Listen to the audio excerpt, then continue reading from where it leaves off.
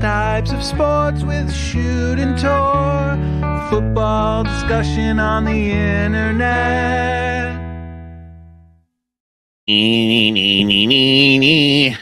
All right. Relegate Miami. How about relegate Cleveland? Yeah, no kidding. Jesus Christ.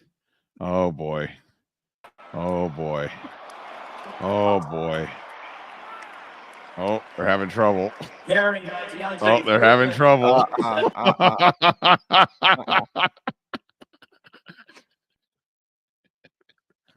We'll have to see if that. We'll have to see if that works. Connect. Enough to feed that. Turn your radio down. No shit. Sir, the smoke detector is beeping in the background of your call. Could you roll your windows down up? You're on a delay. Oh no. What up, dude? It's real hard for me to hear you guys.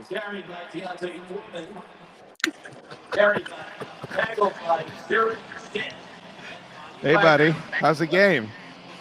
The game is a lot of fun. We had to move to Evan's side because I was surrounded by a bunch of Teds, and Teds were spitting nacho cheese and hot dogs and all kinds of stuff over me, and they were all in Commander's gear, rooting for the Browns because they had no idea what was going on.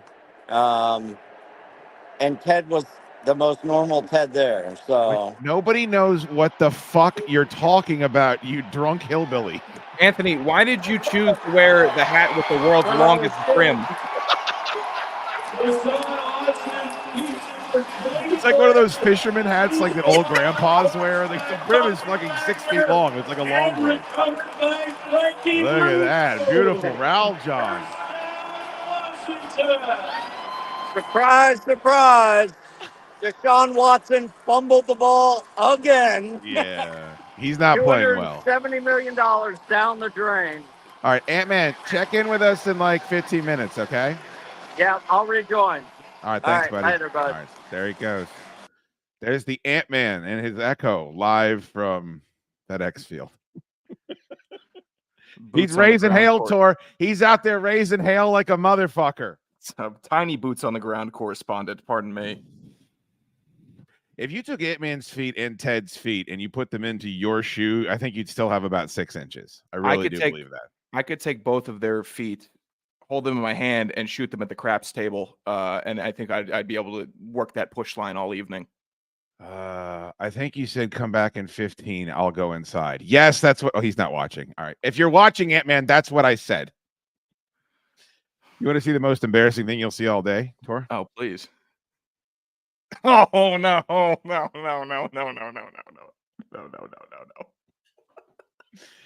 Oh, man. Just stick to the HTTR works still. Just I see people using it plenty. Just stick to it, I guess. I wouldn't think Enoch would be a Rays Hale guy. Enoch's a team player. I know, but that sucks. What doesn't suck is the Commanders. 31 points today toward hanging it on the Browns. Deshaun Watson is 10 of 23 for 94 yards, and I believe 2 turnovers he's accounted for by himself. I cannot imagine why if they don't pull the plug on him and put Jameis Winston in at least to get a little spark to see what they might have today, I've got no idea what the Browns are doing. There's so much to unpack from this one. Kevin Stefanski was like a coach of the year candidate a year ago. And this is not decisions that coach of the year makes, is sticking it out with this bum. And additionally, Washington, how many times have we seen it when how the different divisions play different, different divisions rotationally. And Washington fans have seen Cowboys punk teams like the Browns historically, and the Washington is in a dogfight. That's for right. all 4 quarters. We've seen it. Dallas this year kicked the hell out of the Browns, 33-10 or whatever that score was. I mean, just beat them down. And Washington fans are like, okay, maybe the Cowboys are really good. We got the Browns in 4 weeks, and having this happen, beating them on the same level, that's huge. It is a huge direct comparison. Couple of things, because I watched a chunk of this game tour. First of all, and I know we've been talking about it for a couple of weeks now, but Austin Eckler is a difference maker. He has a 50-yard run in this game. He also had, I'm sure you saw it, he was twisting and like he had the ability to and that wiggle and that fast twitch shit where he's going down and somehow he still scored it forward for an extra 3 yards. He's effective as a returner. Like that's a sneaky signing that's been a difference maker. And Terry McLaurin now is getting treated in Washington like Justin Jefferson gets treated in Minnesota, where it's I'm going to get the ball to Terry McLaurin, and even if he's covered, I'm going to throw the ball in his direction, and I have the trust. We all knew that Terry was one of those guys, right? He's not just a route runner, nice hands, crisp, good in the locker room. No. He's a fucking difference maker, and sometimes Sam Darnold, for as shitty as the Vikings look today, remaining undefeated, I would say 6 or 7 times a game tour, I just see him throw the ball in Justin Jefferson's general direction, and there's a penalty 2 times. He catches it 2 times, and it's 2 incompletions. I think we're starting to see Jaden Daniels get that relationship with Terry McLaurin. Yeah, I don't think anybody was guessing that he was going to have perfect chemistry with all his receivers off the bat. You hope that it develops as quick. Like dream scenario is what's taking place, is that week after week, you're seeing the chemistry blossom, and you're seeing Daniels, even on a day where he's not completing a ton of passes, at least in the first half, still trying to look his way, still not just, hey, I'm comfortable throwing it to the second string tight end, so that's what I'm going to do all game. Taylor Heineke. No, it's I have Terry McLaurin on the outside. I'm going to try to force him the ball, and good things happen when you give it to players like that, or you try to get them involved. It makes the defense be more attentive. I'm certain that's why De'Ami Brown got a one-on-one on the outside for a big touchdown, is because he was looking to McLaurin so much so far during the game. Why would we look over at De'Ami? You handle him, bum corner, and get burned over the top. I think Luke McCaffrey too, by the way, he only has 3 targets in this game, but he does seem to already be comfortable in this offense. I think he's going to be a starter for them for a while. I don't know, man. It's tough for me to look past what I still believe is a huge concern with the durability, but each week they go out there and you see this level of play out of the quarterback position, and then he walks off the field fine, and Jaden Daniels is ready again next week, where I don't know. I don't know when those concerns go away, but their offensive output, because the Browns still have a good defense, Tor.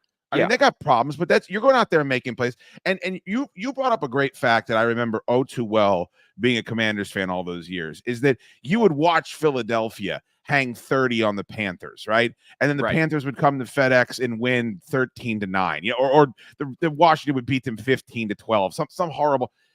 This is good teams put it to bad teams. They fucking hold them down. They waterboard them. They don't fuck around and let them hang around and roar back in the fourth quarter. And that's what we're seeing Washington do today to a team in flux. You are not in our league, and we're going to win at home. And let's take it a step further. They got a lot of brand rebuilding to do. And winning at home in front of the people that pay money to go see your fucking product, That's the best way to rebuild that fucking seawall. It's massive. My phone has this year. It's been more flooded than it ever has been with just group chats, people talking about the Commanders. People talk about just excitement. This team is good. He's legit. Every 5 minutes is a ding about Jaden Daniels. I get it. He is. So through 5 games, you should be. The hype is justified because even on that long, he had that 30-yard run and a quarterback that isn't able to understand his value. He sees he's got a wide receiver blocking a DB 5 yards away from the end zone. I've seen plenty of rookie quarterbacks just decide, I'm going to try to run through the DB, cut it back inside and score. He decided we're good enough. We can score from 6 yards out. And they did. He made a great decision there not to put his body in harm's way, take the good chunk play, and we'll get it on the next one. Yeah. It's a really good, smart evolution for Jaden Daniels, who all of college hit like a cartoon character. You couldn't believe some of the shots he was taking and making good decisions and having trust in the offense, not just saying, I have to do it all by myself, but we're all going to do this and we're going to run the rock and we're going to throw it all over the place. Washington fans should be excited. They have every right to be after this game. All right, we got 104 people watching across all the platforms. Hit the like button right now or this all ends for you. You're going out in a hail of gunfire. Let's take care of some super chats. We accept super chats on this show for those of you that are confused. Al Sal, thank you so much for the $5 super chat. I love these game day shows. By the way, I want to hear Tor's reaction to Spotlight on Jimmy.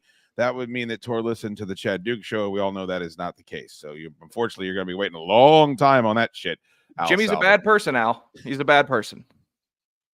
Every time I talk to Jimmy, I fall in love with Jim Jester. And after 15 minutes, I fall out of love and I'm ripping my hair out. But yeah, I'd do anything for, no, I wouldn't. No. I'd pick up Jimmy's call. Jim's a bad person. That's all you need to know. If you listen to the Chad Duke show this past week, you've fallen out of love with Jimmy too. Thank you so much, Al Sal. Greatly appreciate you. David Marksbury, game day tax, baby. $2 game day tax. Let's get it in, friendos. Thank you, David. Good to see you out of Commonwealth Dry Goods this weekend. Corey Rita, F off with Raise Hail. Yeah, I mean, let's fucking figure it out, right? Let's take all of this momentum and realize that I understand, Tor, that every team needs 13 catchphrases now, and they need their own dances, and they have to say, what is the Kirk Cousins thing? Swag step, 8 million. Oh, yeah. We can't even talk about the game because Ryan Clark is going to spend 15 minutes talking about why Kirk Cousins is a dork. I get it. But let's try harder. Raise hail is incredibly embarrassing. And just to regurgitate it because your team is playing well, do better. Raise hail stinks. The new chant should be Jaden Daniels has a huge rod. That's what the hashtag should be. Hashtag. And I want me. I want to blow Jaden Daniels. That's what everyone should be tweeting. That's a little lengthy. That's a lengthy hashtag, Tor. Jaden Daniels has a huge rod / I want to blow Jaden Daniels. BJ's for JD. I don't know. Okay. What was the Junkies one back in the day? They wanted to do gay for Jay, and the station shut them down. They wanted to make shirts that said gay for Jay Gruden when he won his first game. And they went, they did horny for Zorny. I do remember that. Oh. I'm trying to remember all the ones they had. But I think Jaden Daniels has a giant rod. It's way more to the point, direct. Yeah, it lets you know what we're here to do today. Where you're gonna get effed up in this game. Boy.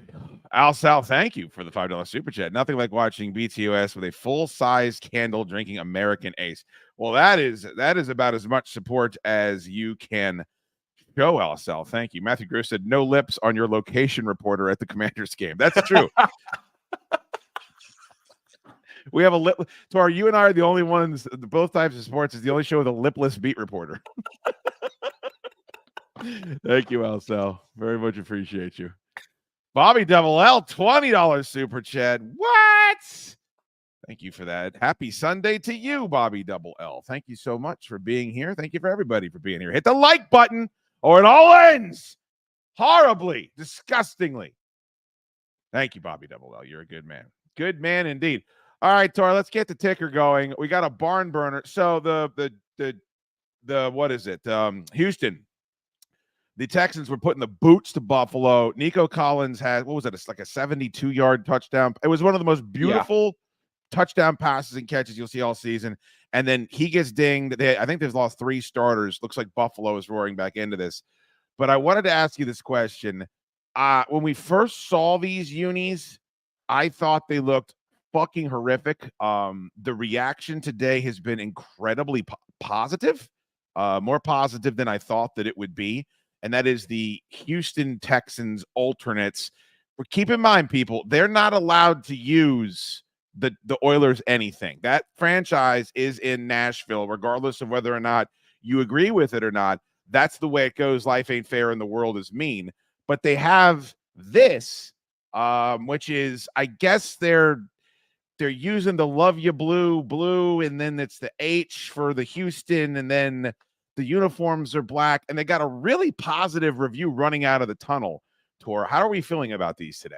I think they're a mess. I think the helmet is all over the place. I hate that it's the H and there's a small Texans general logo right in the smack dab middle of the back of the helmet. It doesn't look like Houston Texans to me. If I was going to go Houston Texans alternate, I'd go with the all reds. That's what I would lean into. Not a. It kind of looks like an XFL jersey, if I'm being honest. It looks like someone that plays in the WAC to me. It looks very collegiate. And why are you wearing all black if you're playing in Texas? Don't you want to keep it as cool as possible, for God's sake? No, there's just too much going on. I mean, I respect any team for taking a chance to get creative, but this is just a miss for me. And the problem is they don't have an old enough franchise to have any of these retro uniforms that we're seeing in Tampa and Atlanta and the like. Lipless beat reporter back live from Raleigh, John. Oh, good God. Yeah, she did. Hey, what's up, bud? Nice same t-shirt. God. I was distracted by somebody with big haunches walking by. Hey, man, you've been wearing the same t-shirt for fucking 3 months straight. No, this is a new one. It's a new old one. It's not. Talk about 3 months straight. That's what same. He's been wearing that since the event. I agree. Ted's shirt is fucking. Around. All right, hold on. I got to mute him. All right, I'm going to mute him for a second. Perfect. Ted's button-down game, his polo game, is the worst in the business. Ted can't fucking pull off anything to support his team, Tor. I've never seen anything like it.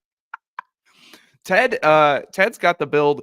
He like a polo doesn't look bad on him, but he should be rocking like a t-shirt jersey. I think that's a good. It's a more casual look. He doesn't give off a very casual vibe, but if you're at a football game, you don't want to look like a stuck-up suit, which Ted is most of the time. Just wear a nice little t-shirt jersey, a little more informal, makes you more of a person. Ant-Man was wearing that at the bonfire at my house, by the way, last night at midnight. So, did you shower? Because you're looking a little oily there, buddy. Well, it's hot out. Luckily Ted had his seats in the shade, which were great, but I was surrounded by autistic Joes, and then I had to move. Everyone else was the problem. And then we went over by Evan's seats, but he was in the sun, and it was 500 degrees over there. So now we're wandering our way back to the Ted section. What? Why did you go on this trip? You know that's an uncomfortable stadium. You don't care for either team. You're dressed like a homeless person. Why did you even bother? Well, I've had a great time.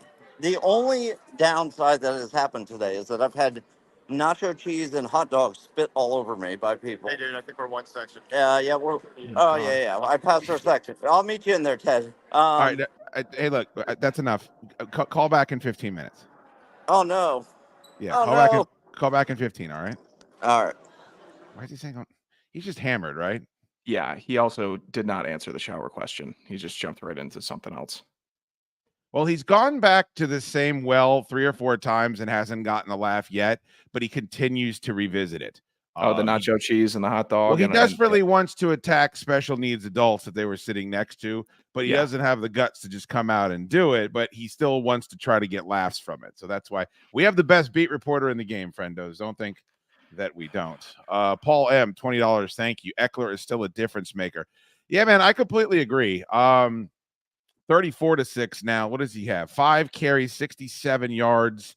He also has a couple of catches, including a 33-yard reception. And, I don't know ultimately I think Brian Robinson Jr.'s got a perfect role as that sledgehammer. He already has 2 touchdowns today, Tor, but I don't know if you can even try to get Eckler more reps at this point. He's already missed a game because of injury. I think that the way they're using him is actually perfect because when he's in there, he's a difference maker, but you also have to be concerned about keeping him fresh at this stage in his career. So I think they've been using him well on top of everything else.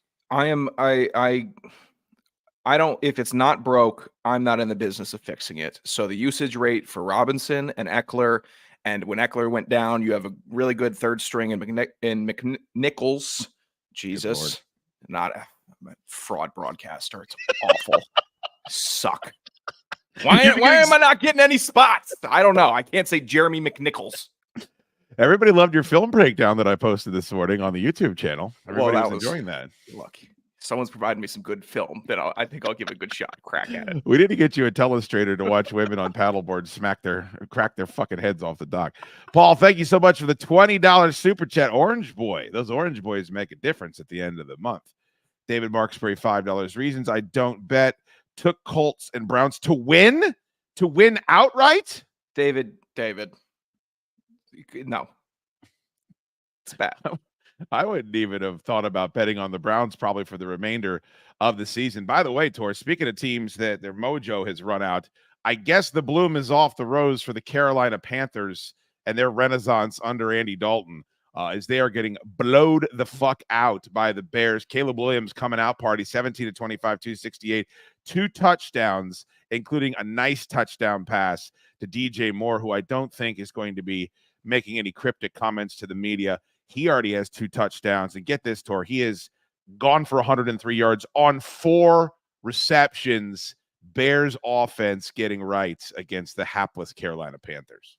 I'm actually starting to get a little tired of DJ Moore because it seems like he just victimizes the worst teams and defenses in the league. And then when a competent defense shows up, he gets pouty. I want to see him do this against the Packers. I want to see him do it against the Lions or the Vikings in their division. The 3 touchdowns against Washington. Yeah, Washington, he was picking on an awful rookie. He's picking on the bad Panthers right now. So I'm not getting too high on Moore, but I do like what I saw out of Caleb Williams today. A little more comfortable in the pocket. It looked like he's reading the defense a little bit better today. Carolina is still a tragedy, but I mean, it's kind of a perfect setup. Get 4 games under your belt, start feeling how NFL football works, and we're going to give you a gimme in week 5 to just let you pick apart. And he's been doing it.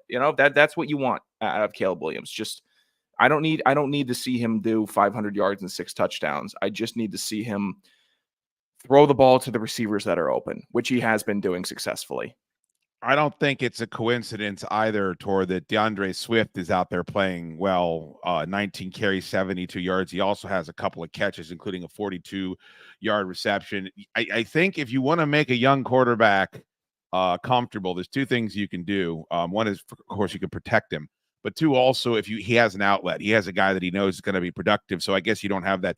I think Joe Burrow can handle being like, I'm going to have to go out and fucking put this team on my back. Like Aaron Rodgers used to be able to handle that. We'll see if he still can. But if you're a young rookie and you're not accustomed to that, having a back that's out there chewing clock and making plays, it's probably one of the best security blankets you can have. One thing I saw from this Bears game, and I also saw it from the Jaguars game, I don't think bad teams should ever go for it on 4th and short. You just shouldn't. All right. Analytics, I think these coaches get so skewed in their view of analytics, thinking that it applies to everyone equally. It doesn't. If you have a good team like the Chiefs, analytics say go for it. Sure. I've got a great quarterback and 3 good options and a good O-line. Analytics don't work if you got 3 garbage men up front trying to block. You got a quarterback that's young, and you have receivers that can't get separation or a shoddy running back. So it doesn't work equally in football. And these dumb teams and dumb coaches continue to why didn't we get that 4th and 1? You're not good enough to get a 4th and 1. Well, the bloom is off the Joe Flacco rose too. I watched about 10 minutes of Colts Jaguars because why would you watch any more than 10 minutes?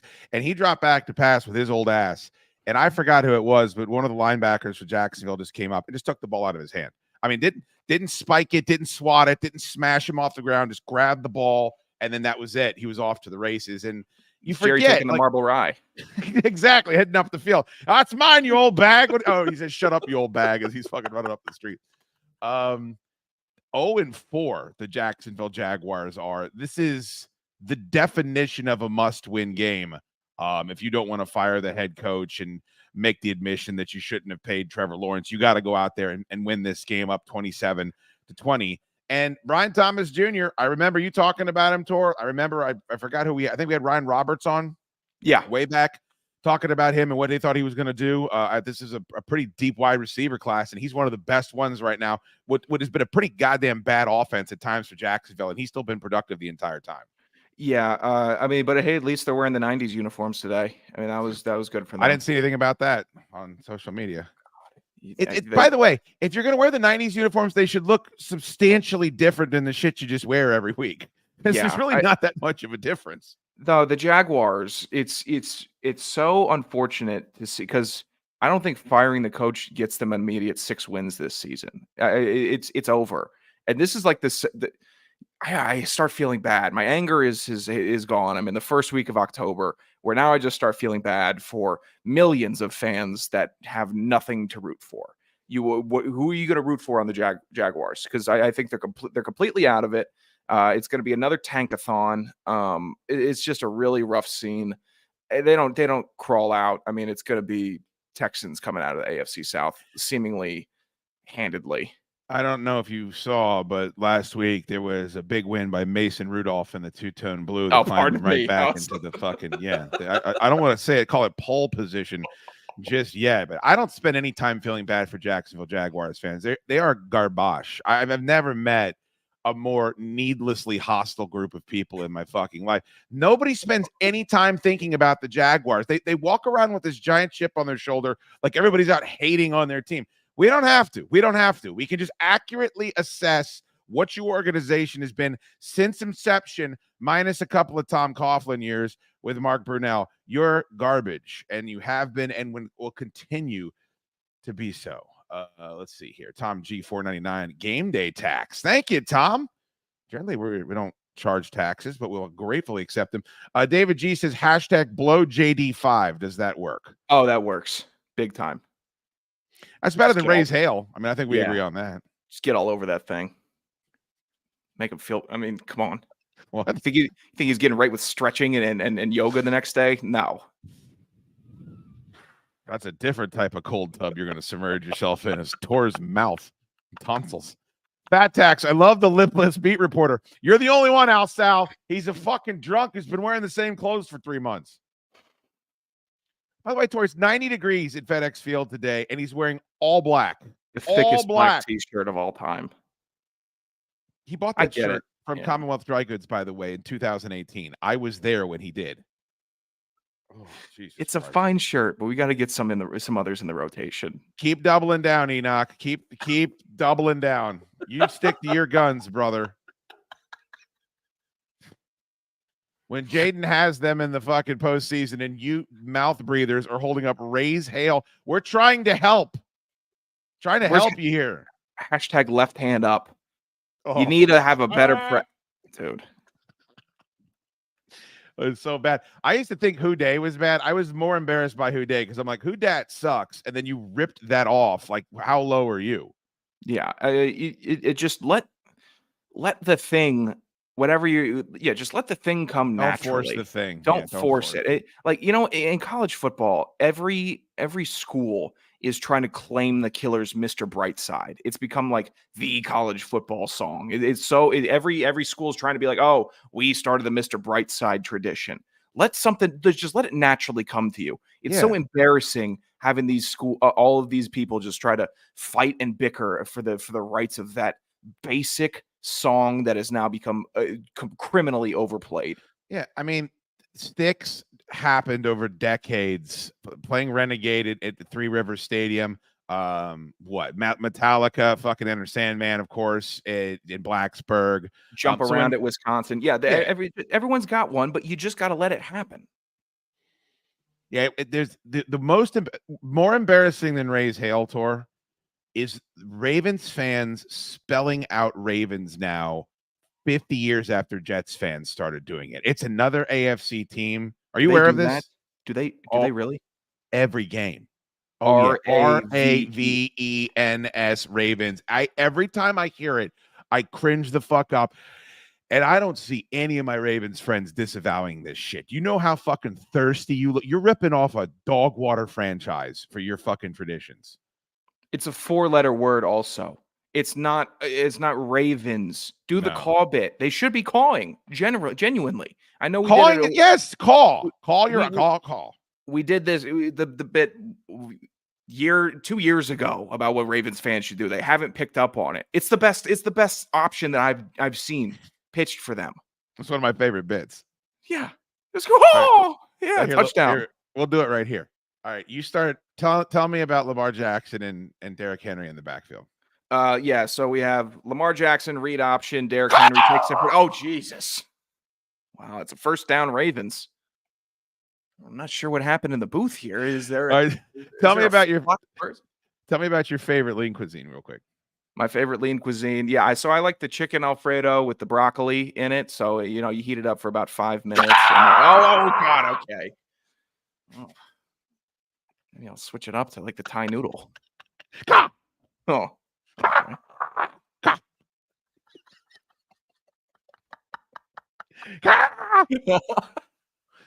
It's just calling everybody. They should be calling everyone. Yeah. I did not know spelling out Ravens. That is so lame. That's so lame. Also, the Ravens are like one of the best franchises over the past 20 years. It's like, be better than ripping off the Jets. Lori Wagner, 5 bones. Thank you so much. Game day tax. That's right. That is right, Lori. Thank you so much. Tim Cullen. Come on, Buckles. Oh, Buckles. Oh, Buckles. Thank you, Tim.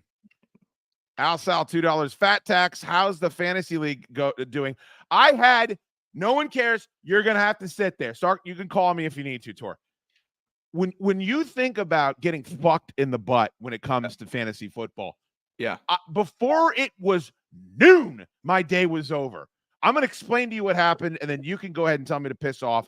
Gotcha. Started Sam Darnold, and then I asked John Allville, our guest here, about that.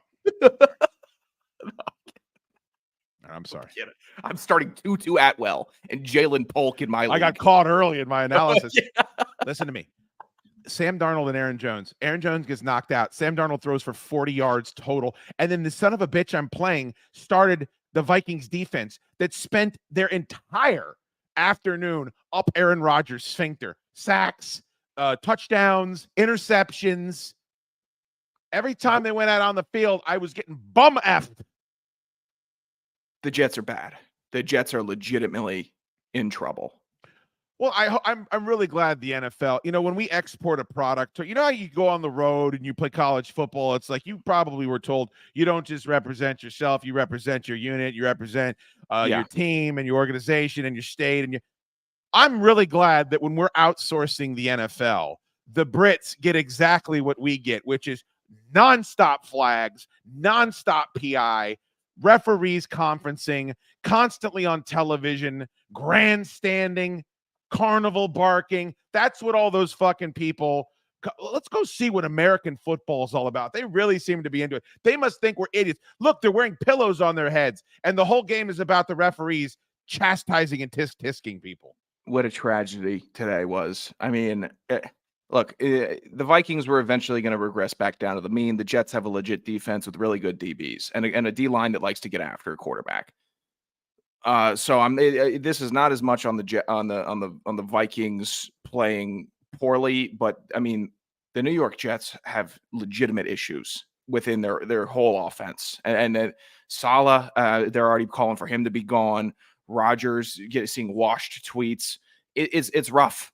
I mean, I'm glad Garrett Wilson finally got a touchdown, but what happened with the Mike Williams edition? I'm glad the whole breakfast sandwich to get him to sign with the Jets paid off. What an embarrassment that team is. I heard Jets fans saying we can't trade for like someone was throwing out the hypothetical Mike Williams in a second or a third, and they're like, we can't give up Mike Williams. Yes, you fucking can. Immediately.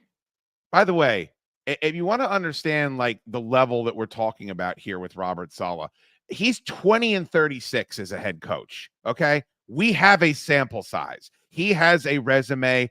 He's a big, strong dude. He's playing in an unfortunate place with an organization that's never won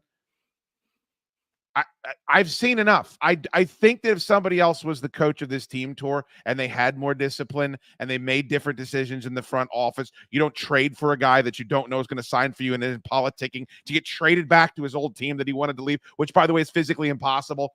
Like, the Jets are who we thought they were. But my wife says this to me all the time whenever somebody in my life, like something weird happens. She says, people will tell you who they are. All you have to do is listen, and they'll tell you. And Robert Saleh is a 20-36 head coach. That's who he is. And we can shit on. I'm sorry, but we can shit on the Panthers all we want for Sam Darnold. Guess where Sam Darnold was first?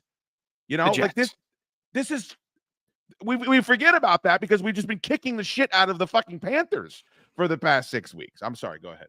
The Jets and Jaguars should, instead of just firing their head coaches and making a whole search and have to do it, just trade them. Just trade coaches right now. After this week, hey, Doug Peterson, you get to go work with a veteran quarterback, and you don't have to teach young quarterbacks that don't understand your style of coaching. You go deal with Rodgers in that offense, and Robert Saleh come reinvigorize this defense for Jacksonville which has a bunch of first-round picks. Come get them playing hard and let Trevor Lawrence work with whatever QB guru you want to add on. Just do a quick swap. Both teams couldn't be worse with that happening. I think what I would do is, who's the offense? Is it Press Taylor? Who's the offensive coordinator of the Jaguars? Maybe I'd make him and their offense is terrible. He'll be fired at the end of the year too, but maybe I'll make him the head coach, trade for Robert Saleh, and then make Robert Saleh the defensive coordinator. Because maybe it's not fair to say he wouldn't, if he got another bite at the apple, succeed. Raheem Morris is showing that's possible. Bill Belichick showed us that's possible. But I think right now he needs to be a coordinator. Like, we need to slow the game down for him the way you would slow the game down for any quarterback that was struggling. It's like, okay, and we'll see where we are in 10, 15 years. He's still a young guy. It is Press Taylor. Yeah, I believe so. Bobby Double L 499. What did y'all think of the Jets' performance today? Are they in trouble? Yeah.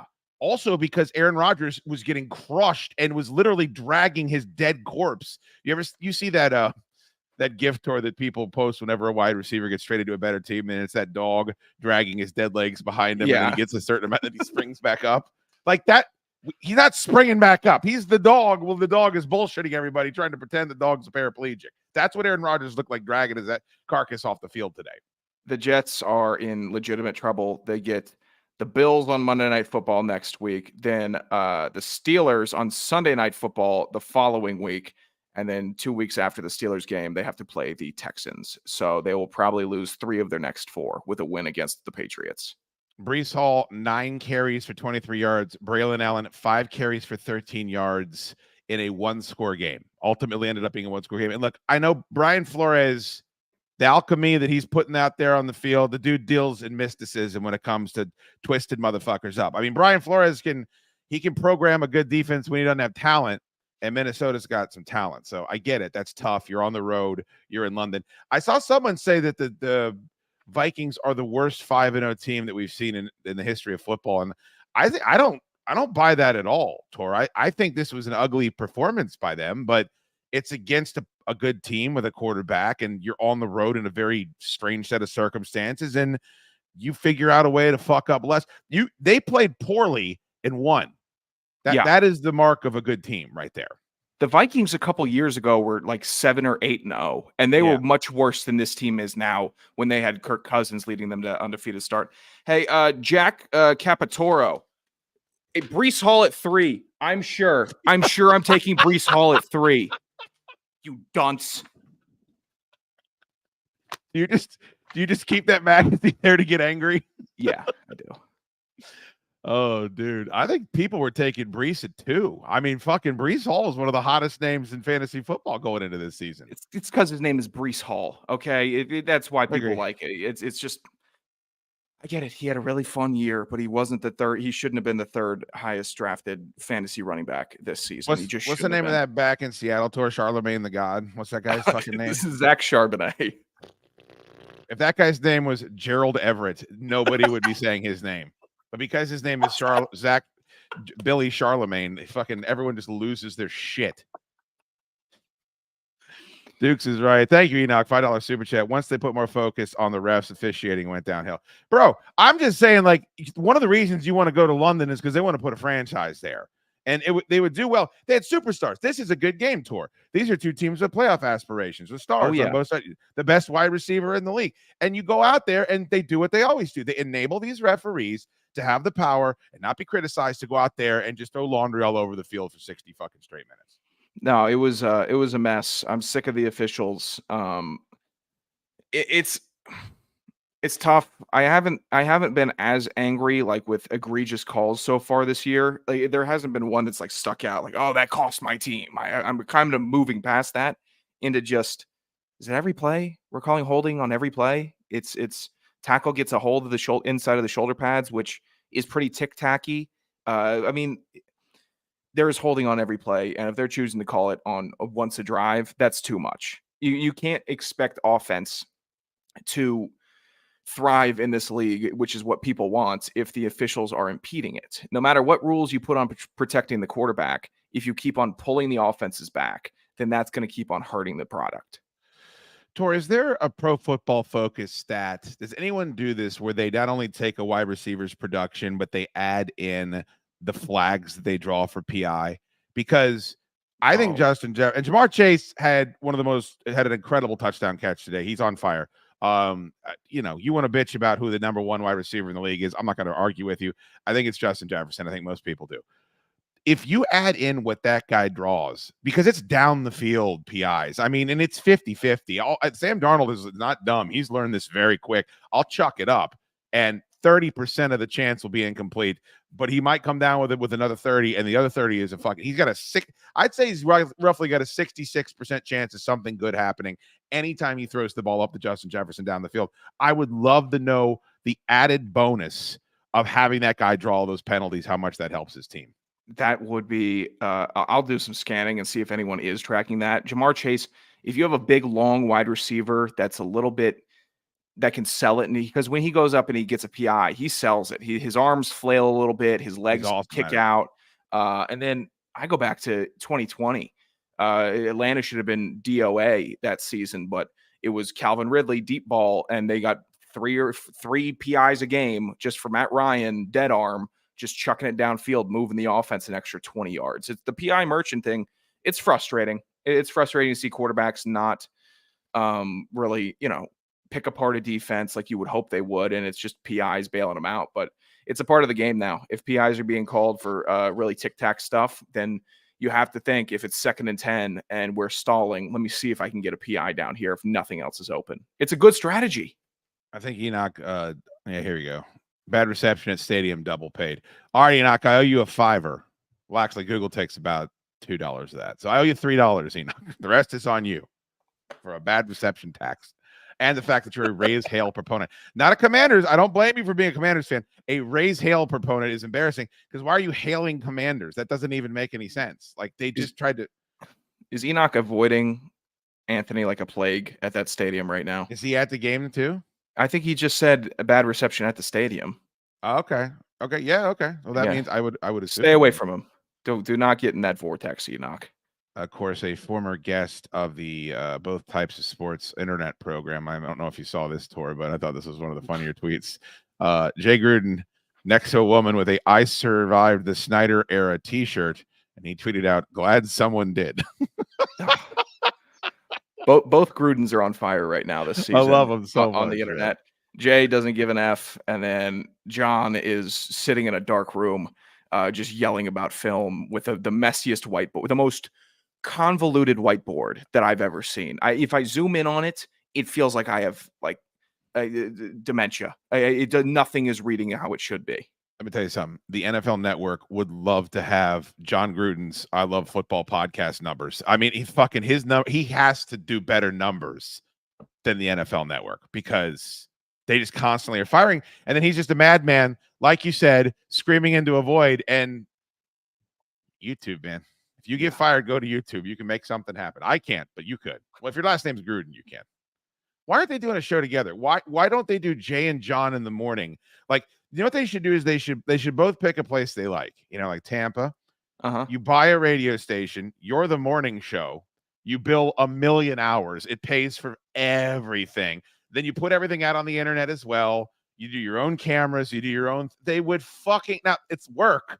I don't know if they want to work that much at it, but they'd fucking kill with those personalities and those checkered backgrounds. They'd be two of the most interesting guys on the media. They would kill if they did that. With all the boring podcasts out there talking about sports and players talking about sports, and yeah, of course, I never say a statement without including myself. If it ever feels like Tor's coming off harsh, you know that there's 4 fingers pointing back at me.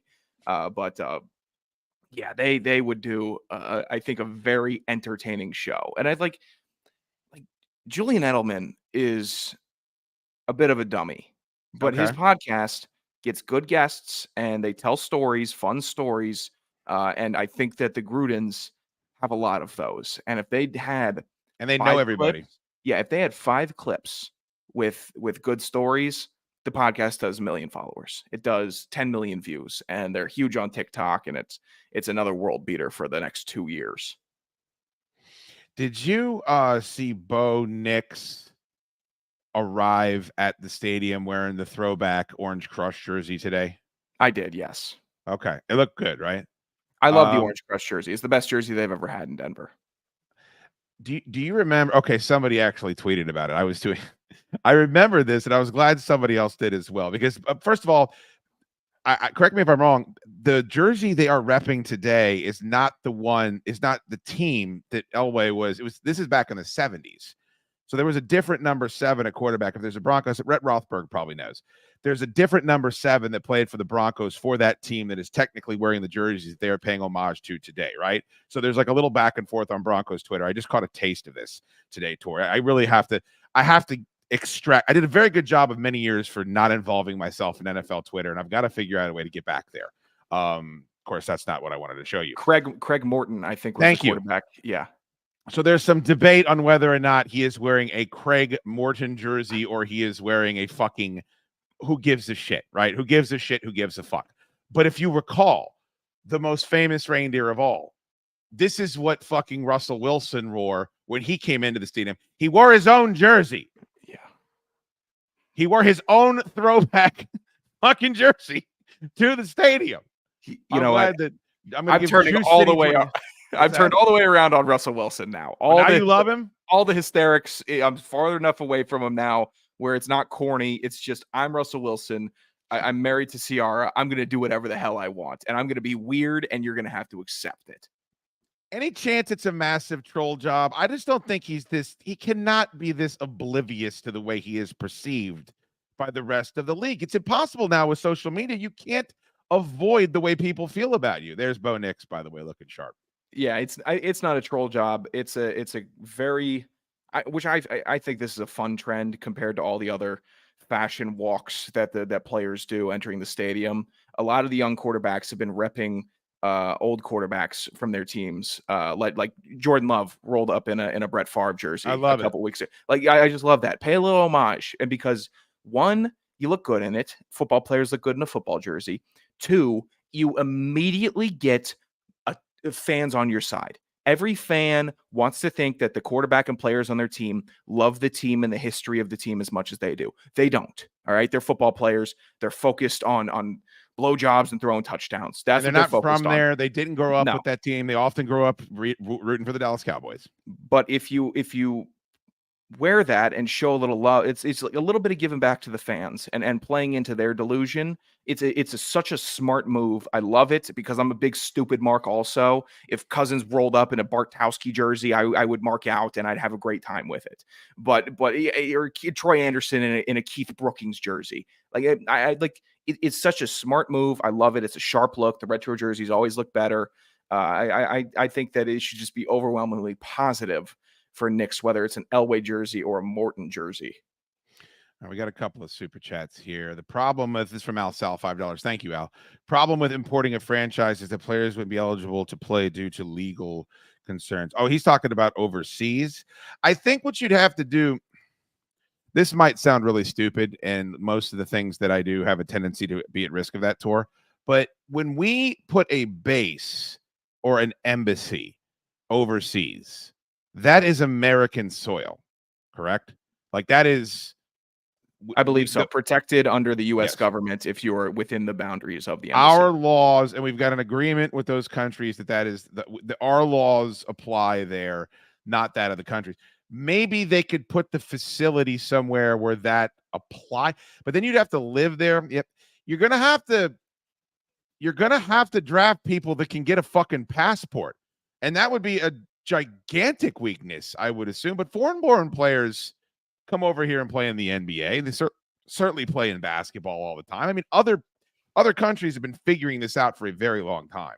I think that it would just be like the players' union would have an issue with thinking about how long those flights would be, how much of a hassle it would be to have to say I didn't have a great year and now I'm getting shipped off to Liverpool to play for the Liverpool Bandits. Actually, I'd buy that jersey, but I don't think players would be on board living in England, trying to play football, taking all those flights. I'm sure they'd try to do 3 weeks home game stretches, but then what do you do if the Los Angeles Chargers are playing in Britain? What do you do? You're flying 15 hours to get over there every single time you have to go.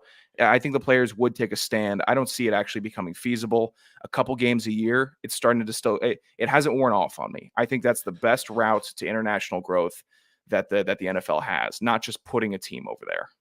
Well, here's the issue though with that, and smarter people than I have made this point, Tor, and I feel bad. What year were you born in? 1998. Wow, that's crazy. So the World League of American Football existed before the NFL Europe, and it was basically the same thing. But take a look at this. I remember this.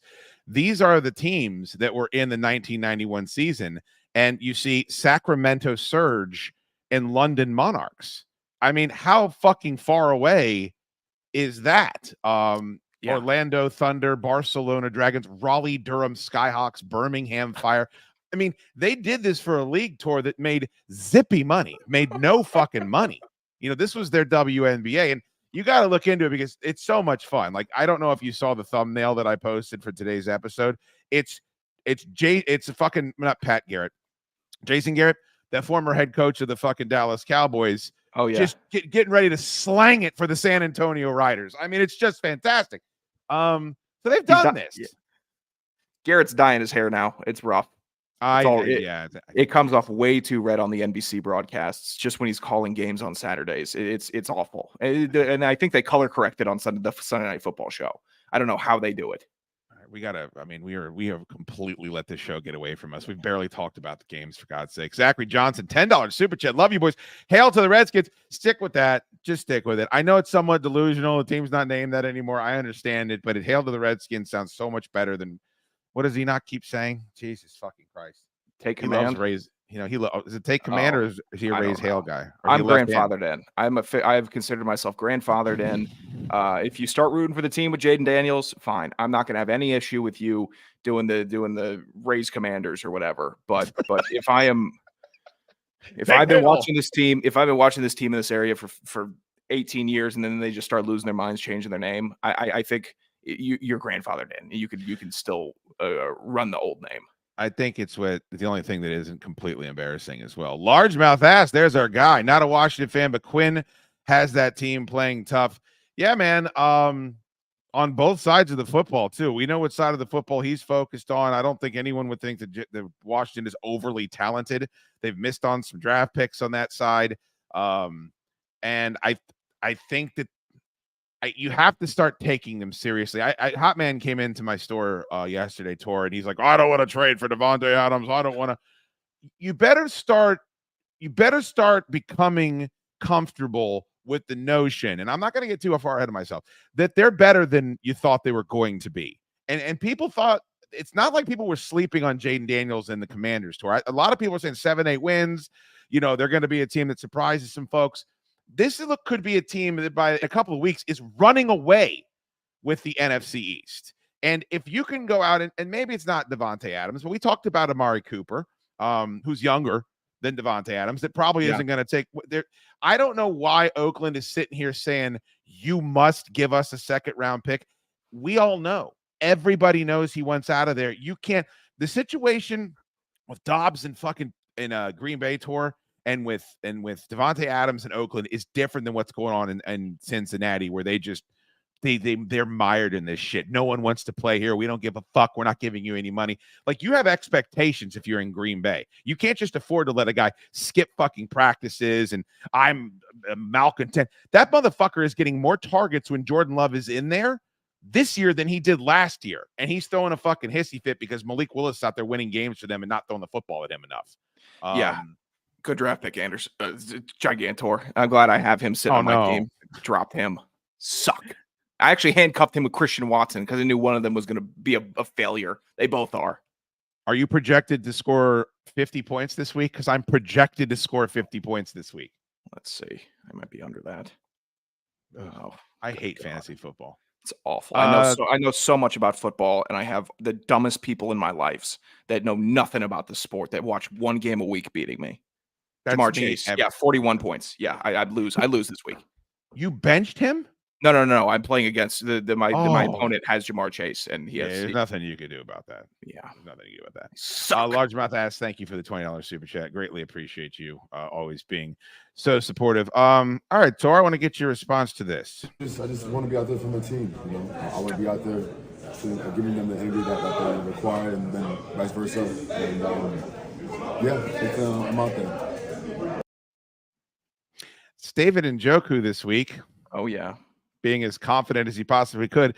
Do me a favor, Tor. Check out Buddy in the blue shirt. I just want to be out there for my team. You know, I want to be out there giving them the energy that they require, and then vice versa. And I'm out there. This is poorly advised, and it's during the same week where. Did you see Torrey Smith's comments on some of the media and some of the things that they went through with some of the members in the locker room, where he believed that they were out there taking in everything that they could and liking what they see, where the players are changing? I saw, yes. This is a wild decision that David Njoku decided to make here. And I'm just going to speculate that the gentleman standing by the backdrop enjoyed his view, because it certainly looked like it from this clip. I think David Njoku is one of the most comfortable people in his own skin walking the planet. If you're an NFL football player, it would be hard not to be, especially if you're a 6'7", 255-pound dude that has 0.02% body fat and can jump 40 inches in the air and bench press what appears to be 500 pounds. My biggest issue was it looked like he cut his football pants into britches, which I know we're taking the knee pads out of the pants and we're basically playing tight in biking shorts. But this is excessive. This is a little much for even Gigantor, who was in the tightest pants where the high crack was showing up to my neck. All your pants are the tightest pants, brother. Every single pair you got. How much would it cost for me to get you to recreate this press conference with you doing everything he's doing and wearing what he's wearing and saying what he's saying? What's the dollar figure? No, that would be my life, because if I saw that video of myself trying to do that, I'd realize how immeasurable these two goals are. His just living and mine trying to get to a quarter of that fitness. It would cost nothing less than my life, Dukes, if that's what you're going to ask me here. Oh, boy. He is a silly, silly goose. I got one other thing I wanted to show you here. Bills and Texans look like they're going to overtime. Oh, nope. Houston field goal. I think they just walked it off. Might need to refresh, but that's what it looks like. It was 20-20 before that. Kaimi Fairbairn, 59-yarder. Jesus. Oh, we'll take that. Raiders and Broncos have kicked off. Then it looks like that the Raiders have scored early. They're up 7-0. Cardinals, Niners underway. 4:25 games. Packers, Rams. Rams have to be desperate at this point, ravaged by injuries. Green Bay needs a win, and the Giants and the Seahawks, yuck. Somehow, those are the 4:25 games. And then tonight, good one, Dallas Cowboys, Pittsburgh Steelers. And I wanted to ask you a question, Tor, because I saw this, and I fucking almost laughed out loud as I was staring at my computer, spit coffee all over it. Whenever somebody tries to make the argument that the Dallas Cowboys have a good fan base, I always laugh my fucking balls off. I would say they have a large fan base. Mm-hmm. I don't think anybody can deny that. And that's fine. I would say that it's also dwindling. But would anyone characterize them as a healthy fan base? I don't know. Who has a better fan base, Dallas or Pittsburgh? Are you out of your fucking mind? The Pittsburgh Steelers, first of all, let's just go by the numbers. Pittsburgh is barely, I don't even know if it's a top 20 market tour. Dallas, you could probably fit, how many Pittsburghs do you think you could fit inside of Dallas? 2.5 Pittsburghs easily. Pittsburgh also doesn't have, there's a gigantic contingent of Mexican Cowboys fans. There's millions and millions. Nationally, not just in Texas, everywhere. Northern Virginia, the Northeast, all West Coast. I know they're battling with the Chargers and Raiders, but it's still dominated by Dallas. It's larger fan base. I might give you Dallas. Nobody has a better fan base than the Pittsburgh Steelers, and they don't have a reputation for being C-words. When you think about Eagles fans, go down the list of who you think has got an intimidating group of fans. Nobody ever talks about going to Pittsburgh and getting beat up, or Santa Claus getting beat up, or opposing teams' players are getting their fucking Johnson showed to them. Like, I think this is one of the more ridiculous hypotheticals I've ever seen, unless it's just based on size.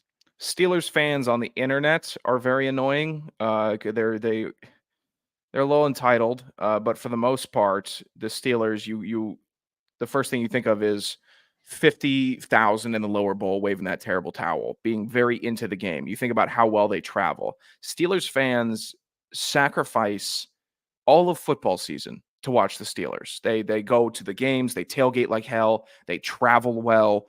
Dallas Cowboys fans don't travel well. There's just a lot of them in every city. Steelers fans, they're all in Pittsburgh, but then they all flock down together. So if they're playing Tampa, if they're playing Washington, it's a 60-40. There's not a majority of Steelers fans in the area, but they make the trip. They travel. Steelers fans are the better fan base. Definitely. I want to give a big verbal nod out to the Miami Dolphins, who somehow found a way to win a football game today, 15-10 over the Patriots. They were losing the entire time. I was watching. A chain went down.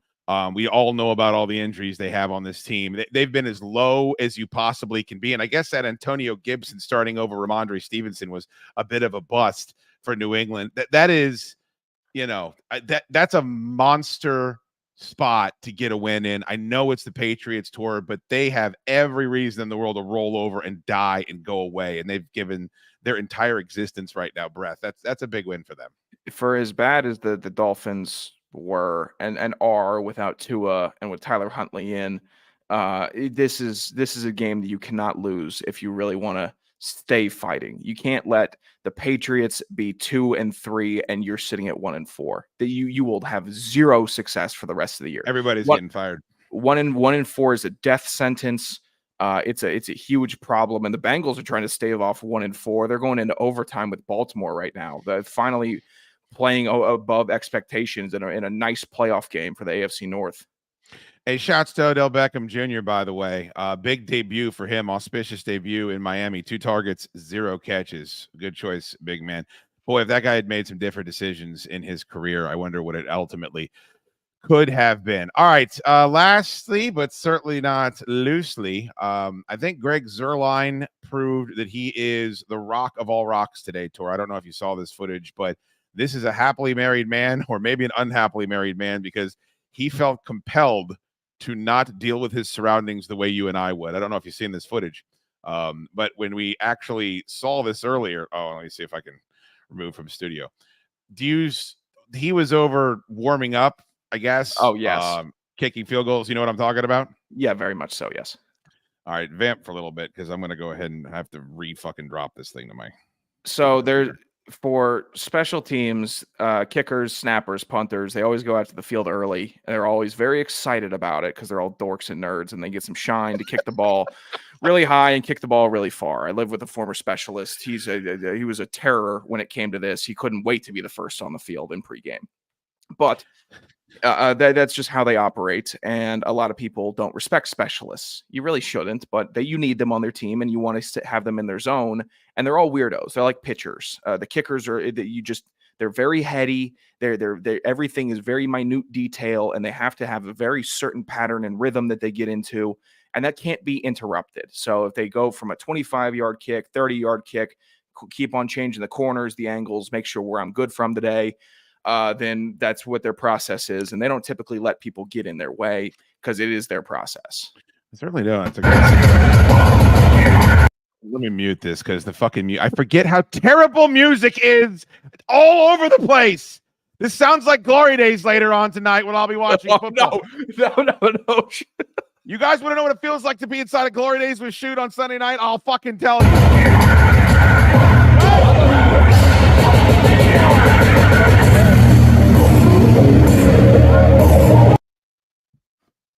Oh, look, SpongeBob and Friends are all over the television. There's some baseball, collegiate baseball World Series reruns on. Fuck me. Look at this ice cold blood running through his veins, motherfucker. So here they all come. What do you want to do? You're trying to check it out. You're trying to do what's good for yourself. This motherfucker is locked in. Kick. What about the stand, Greg? What about got it? We're still not going to pretend like that I'm an animal with my medulla oblongata and my instincts have been given to me to operate a certain way. You've got to look at a cheerleader's ass. It's part of the job. Look at this. He's locked in toward the Jets. We're not going to lose because of this man. Kickers all have a bit of autism. They're all a bit on the spectrum, and they like to collect Pokemon cards and Legos, and they're also crazy hardos in the gym. There's no breed of athlete like a football kicker. And if that means you have 20 of the most beautiful women around you, and you're just focused on putting that thing right between the uprights. God bless him. I mean, that is locked in a way that I could not have been. Al Sal, $2. Thank you. My contribution to the Tor Jinkos Fund. Yeah, I think Jinkos would look like those football pants on David and Njoku if Tor put them on. I think that's the way it actually would turn out. Hey, Al Sal, thank you so much. We did really good on Super Chats today. David Marksbury, Corey Rita, Paul Morris, all you guys that were so generous. Greatly appreciate ye, Bobby Double L. We got a brand new episode of Both Types of Sports on Monday. That should be fun. We'll recap all the games tonight and preview the Monday night game as well. So that'll be a good time. Hit the like button. Make sure you're subscribed. And please follow at Both Types Sports on IG and X. Thank you to Dreamstay Getaways for sponsoring the show today. Go to dreamstaygetaways.us for your theme park vacation down in Florida. What are you doing the rest of the afternoon, Gigantor? Taking it easy. I don't have to worry about my team ruining my day. They put me in a perfect situation. I haven't had a better weekend. It's been fantastic knowing that Kirk Cousins made me emotional. I was happy. I felt things I haven't felt in a long time. It's a good, happy weekend for Gigantor. Do you think people are happy for Kirk Cousins by and large? I think so, because Kirk gets it bad when Kirk is really Kirking it up. But if he is hot, you got to be happy for him because he's Kirk Cousins. I don't know how people feel about him. I think he's mostly unliked. The swag surfing shtick. I mean, on day 3, I was really getting sick of it, but it seems like Atlanta is embracing him more than I thought. And also he's doing things that I've never seen him do. Win games in the clutch against good opponents where you have to have them or your season looks very differently. He's never been known for that, Tor, whether it's fair or not. And he's already done that a couple times this year. And you heard what I said of this past week. That Buccaneers team I thought was one of the best teams in the NFC, certainly the best team in the division. I still think they are early on. Maybe. Yeah. Maybe. He's doing it in prime time also. And he's overcome the long-standing Kirk Cousins 0-9 on Monday Night Football. Kirk Cousins can't get it done under the lights. He beat Philly under the lights. He kept it tight with Kansas City under the lights. However you wanted to chop that one up. It's the Kansas City Chiefs. No one really had expectations of going in there and winning it, but it was competitive. And then you beat the Tampa Bay under the lights in a game that may have saved the quarterback position in football, watching two teams air it out, mostly due to Kirk Cousins and his 509 yards. Monday night, by the way, Saints and Chiefs. That ain't too shabby. Put it all on the Chiefs. I'll be Chiefs fan number 1. Well, I think the bloom is already off the rose. The Chiefs don't need to do it. The exposing is already took place. Excellent stuff. Thank you so much, Tor. Thank you to our lipless beat reporter, Ant-Man. Hopefully they had fun out there taking hail or hailing command or whatever the fuck it is you people do out at that stadium. We'll see you guys on Monday for a brand new episode of Both Types of Sports. Until that time, go long. Hey, what do you got? Both Types of Sports. Yeah, what's it do? Go long. real long.